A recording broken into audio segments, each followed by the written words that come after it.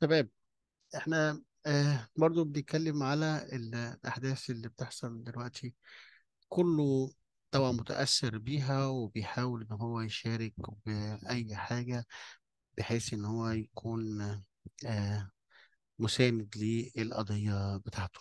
طيب، احنا لما نيجي نساند القضية لازم نكون واعيين للي بنعمله، إن يكون ما بيأثرش علينا بالسلب، يكون بيأثر بالإيجاب وبيساعد القضية بتاعتنا. تعال ناخد كده قصة حقيقية حصلت. آه، القصة ديت كان في فرنسا في شارع من الشوارع. كانوا في عاملين زي وقفة احتجاجية ضد الكيان، وكانوا معطلين السكة، وكمان البوليس كان موقف الحركة في المكان، وكانت في مشاكل كتيرة جدا في الشارع دوت. كان في نفس المكان واحد من مؤيدي الكيان فاتح محل. المحل ده عبارة عن حاجات أدوات وحاجات خاصة بالكيان. طبعا محدش كان بيشتري ولا بيبيع لأن العملية كانت متوقفة. طبعا الناس دي بتهتم بفلوس جامد جدا. وبتفكر تفكير فظيع. فيعمل ايه الراجل دوت؟ راح رايح لي شايف كده مين اللي مسؤول عن الاحتجاج دوت، راح رايح واقف جنبه ومتكلم معاه على اساس ان هو عنده اعلام من للكيان، وقال له وبعض المقتنيات والأقمشة والحاجات اللي مرسوم عليها الشعار بتاعه. إن هو يشتريها ويحرقها زي ما هو بيحرق الأعلام الحالية اللي موجودة وال والمطبوعات اللي هم عاملينها. فطبعا شاف القائد ده شاف الحاجة دي كويسة، اشترى منه.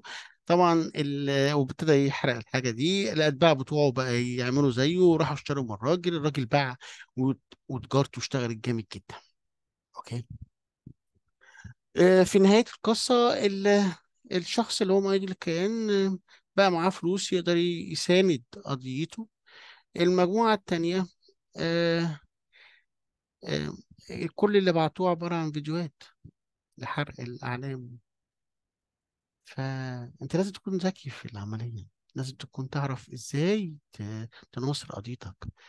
فأنت احمي اقتصاد بلدك، بلدك دي مهمة جدا.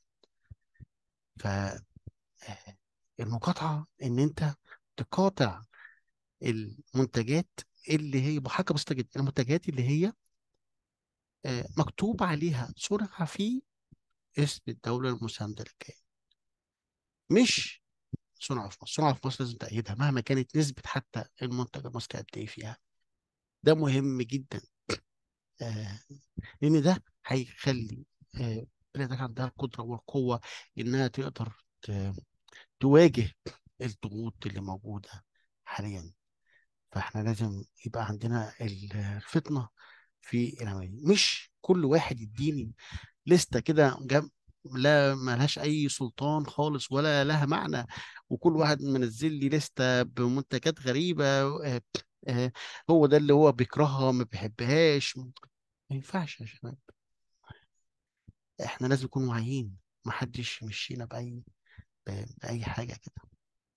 ف آه، ادعم صناعة بلدك، كده انت تطور القضية. شكرا جزيلا يا شباب.